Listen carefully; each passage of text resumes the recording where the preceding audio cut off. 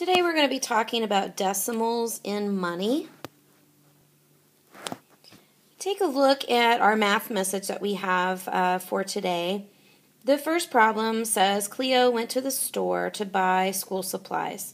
She bought a notebook for $2.39, a pen for 99 cents, and a set of markers for $3.99. How much money did she spend in all? So if you take a look at that problem and think about the phrase, how much money did she spend in all, which operation are we going to use? Addition, subtraction, multiplication, or division? If you thought addition, you are correct. So basically we're going to set that problem up in the grid and we're going to write it out like so.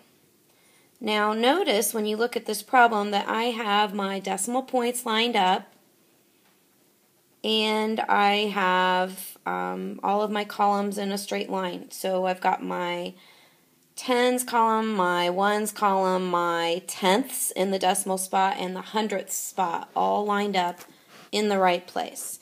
Now I'm ready to add. And when I add those together, I get $7.37. Now, if we take a look at the second problem, it says Nicholas went to the store with a $20 bill. His groceries cost $13.52. How much change did he get? Now, your key phrase is how much change. That means he's not going to get all of his money back, which tells me that I probably need to subtract in that equation. So we're going to write that down in our grid, and notice that I made the $20 have two decimal places, and I've got my decimal points lined up and all of my columns in the right spot, and now I'm ready to subtract. Now we are subtracting across zeros, so we have to go all the way over to the 2, so don't forget that. And then we kind of backtrack after that. So what's that going to look like? It's going to look like this. And see all of my regrouping and how I did that.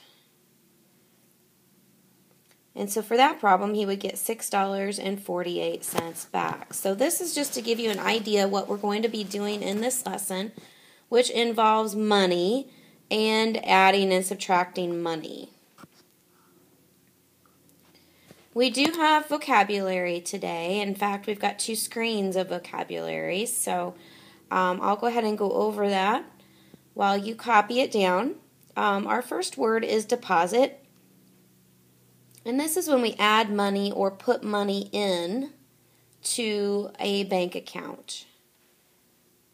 We have withdrawal.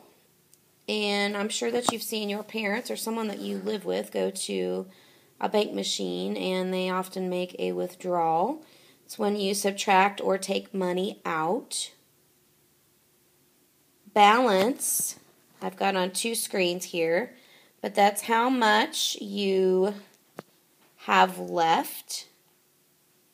So after you do your addition or your subtraction, it's the money that you have left in your account as your balance. And then we have something that's called interest, and some of you may or may not know what that is. But if you keep money in like a savings account, sometimes the bank will pay you a certain percent of that balance for keeping your money in the bank. So that is called interest. So that's money earned and added to your balance from the bank.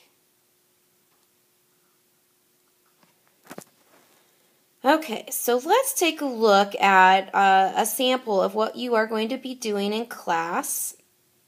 You'll notice that I have, this is actually part of your workbook page. It shows you one column that has the date, and then we have a column that says transactions, which it tells you whether it's a deposit or a withdrawal or interest. And then we have dollar amounts for each of those transactions. So when we take a look at our current balance at the very top, We are starting with $100 deposited in the account. And then if we look at the entry for January 14th, there is a deposit of $14.23. Now, if you will recall in your vocabulary, a deposit means that we are going to add money. So that's why I have that addition sign circled in red to show you that we are adding $14.23 to the balance of $100. So when I add both of those together, we get $114.23. This is very similar to a bank register that your parents might keep for their bank account, or even for you if you have a savings account. It kind of works the same way. I am not going to go through and solve these transactions because this is what you are going to be doing in class. I just wanted you to take a look at it to see what it's going to look at. On the next screen, I'm going to do some samples that I have written out for you. Okay, and I've already worked out the problems, but I want you to look at the transactions. So notice I put the date for October 3rd. My transaction was a withdrawal of $5.95.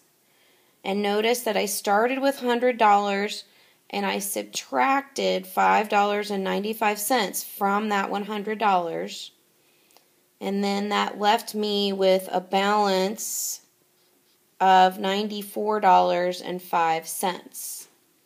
Then on October 16th, I had a deposit of $53, which means we put money in. And I add that to my $94.05. And notice that I put a decimal point, 2 zeros there to make sure that I have digits in all of the spaces. And I end up with $147.05. So this is kind of how you are going to keep a register in class. You're going to work through those transactions with a partner, and you're going to work them out. So one of the things that we need to summarize today and make sure that we understand is we learned how to keep a bank account.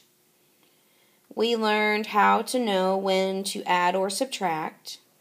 And underneath there at the bottom, I put plus for deposit, plus for interest, and a minus, and I abbreviated withdrawal, but that's the word withdraw, just to help you remember those things. So remember, when you withdraw, you're taking money out. You're going to subtract. Interest and deposit is when you get money added into your account. Okay? Write down any questions that you have. This lesson's pretty straightforward. Thank you for watching.